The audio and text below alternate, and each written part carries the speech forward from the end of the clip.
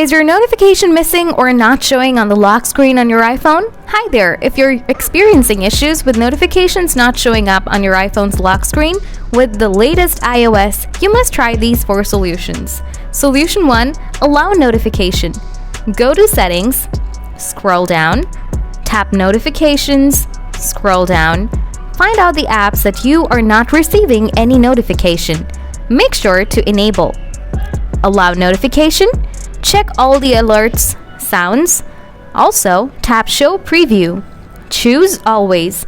If there is an app notification setting, then open this up and enable all the necessary setting.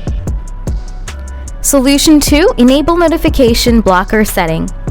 Please turn off Do Not Disturb, turn off Silent. Also, turn off Low Power Mode.